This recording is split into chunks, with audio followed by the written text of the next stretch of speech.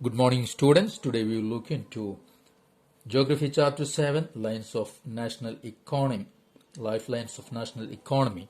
In that, we'll come to next topic, communication. We have seen transportation as a lifeline of our national economy, and second is communication. Okay, so communication is very important today in the development of economy and trade. See, from the beginning of human race, communication was there, and different media we use for communication. But recently, the pace of change was very rapid. Okay, so that's what we look into. See, long distance communication is far easier without physical movement of the communicator or the receiver today. Okay, personal communication and mass communication, including television, radio, press, film, etc., are the major means of communication in the country today. So, personal communication we know, and mass communication, that's what quite important, and the different media of mass communication See, now first, the Indian postal network, that is the largest in the world, and you know that it's the inland and all this stopped now, but it was there, so we are looking into it, and today it's there. See, speed post and other. So, and see, then the second class mail, and these are first class mail and second class mail. First class mail include the things, cards and envelope. These things are considered first class, and second class mail includes the books and registered newspapers, periodicals, such things, the package. Okay, and now these are carried surface mail covering land and water transport. All these are means to facilitate quick delivery of mails in large towns and cities. Now 6 mail channels have been introduced recently, okay, to facilitate it easily. Means the things should be reached to the receiver very easily and fast. So they are called Rajdhani channel, Metro channel, Green channel, Business channel, Bulk mail channel, and Periodical channel. These in the post and telegraph. Okay, now the telecom industry, the telecom network.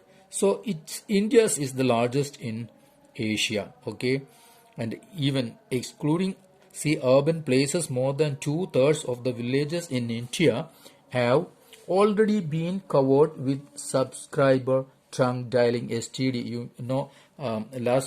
When we have been looking in the previous portion, I told you that our book is not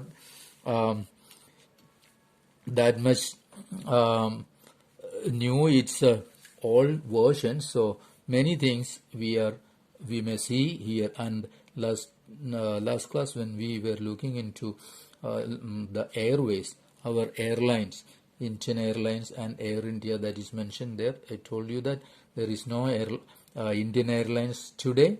These two merged and only Air India is there. So this STD and all these things, you may feel somewhat outdated. Today we are having the mobile, cell phone and all. So landline is not that much used today, but it was there. It is talking about how the development was there. So this STD, ISD facilities was there. It is there, and now we again moved from there to the mobile or cell phone. Okay, and this all the technology in the communication that enable.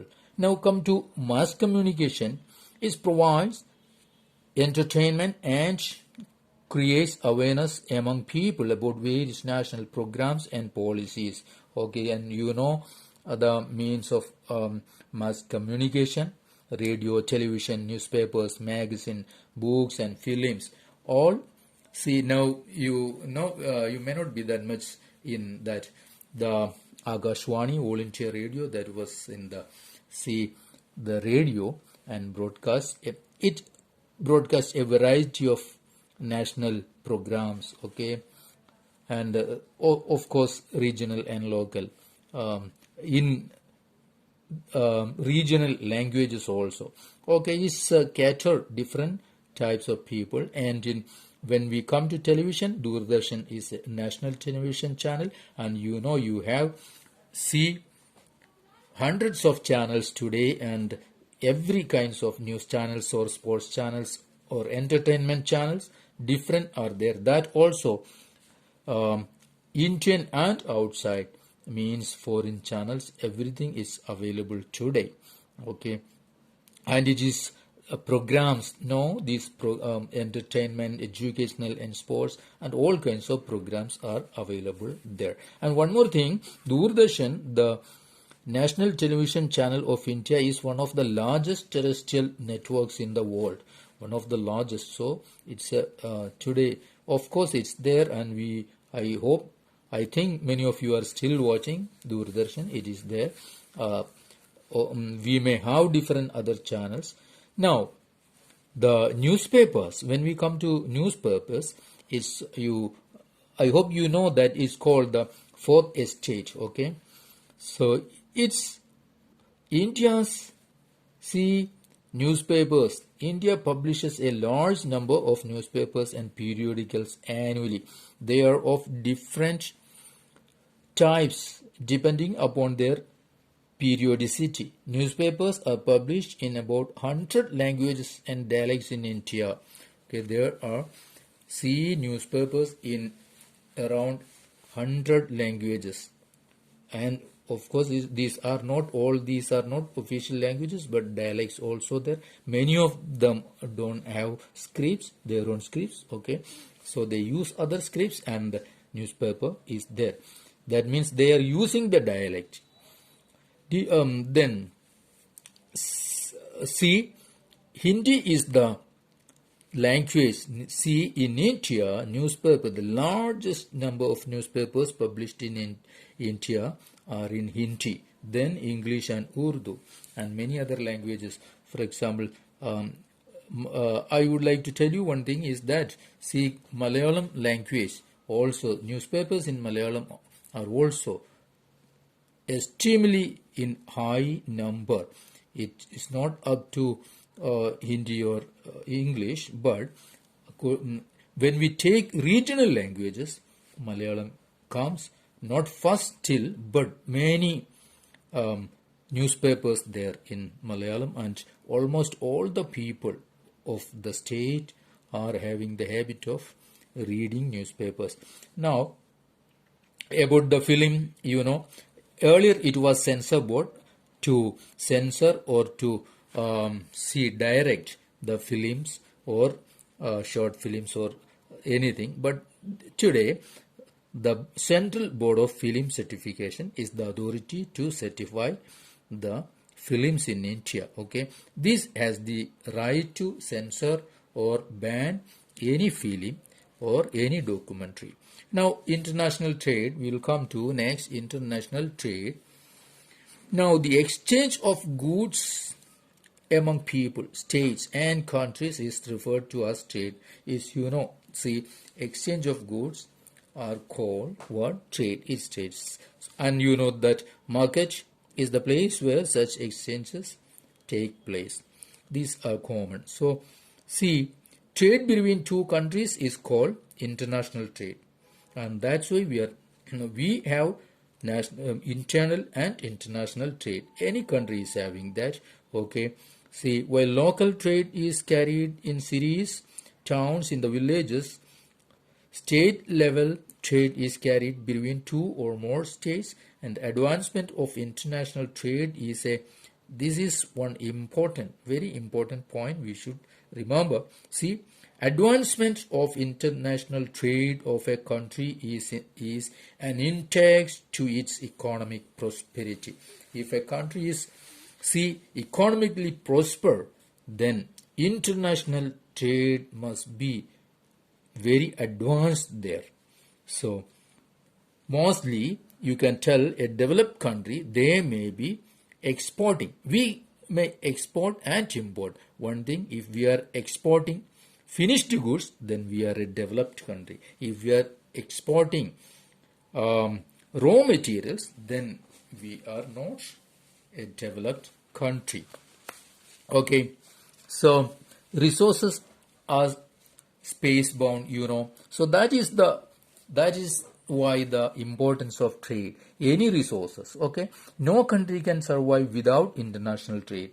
Export and import are the components of trade. The balance of trade of a country is the difference between its export and import. Okay, so resources are space bound. This must be moved to other places, and some places some particular resource may not be there. For example, we have coal and iron ore abundantly, but we don't have oil, petroleum that much. So we need to import that, and we can export iron ore or coal because we have that in abundance. Okay, so this balance, it is, when the value of export exceeds the value of imports, it is called a favorable balance of trade. Okay, so balance of trade is can be favorable or not unfavorable. So if export value is more than import value, that is favorable.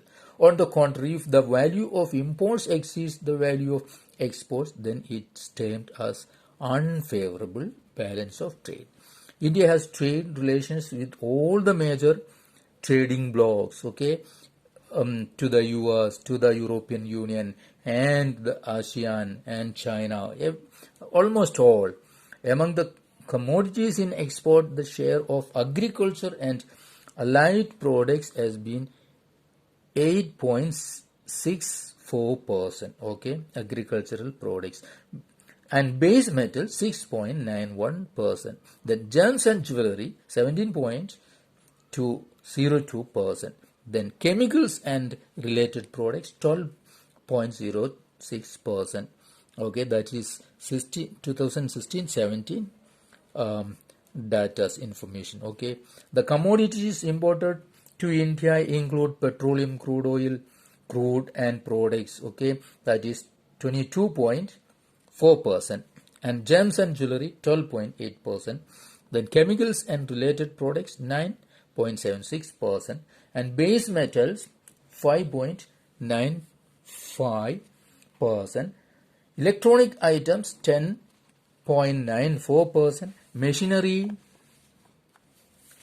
8.9%. Agriculture and allied products 5.84%.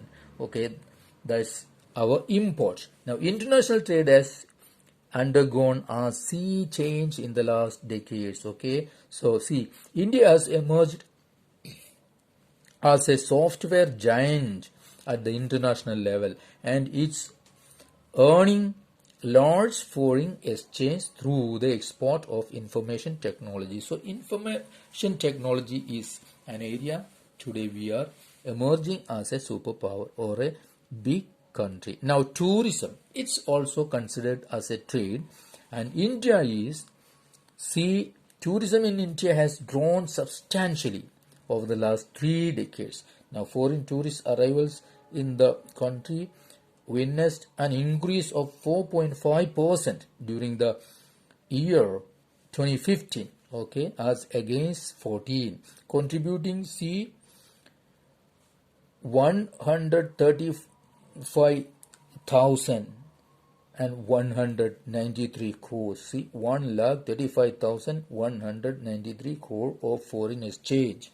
That is in 2015. 8.03 million foreign tourists visited India in 2015. More than 15 million people are directly engaged in the tourism industry. Tourism also promotes national integration, provides support to local handicrafts and cultural pursuits. It also helps in the development of international understanding about our culture and heritage.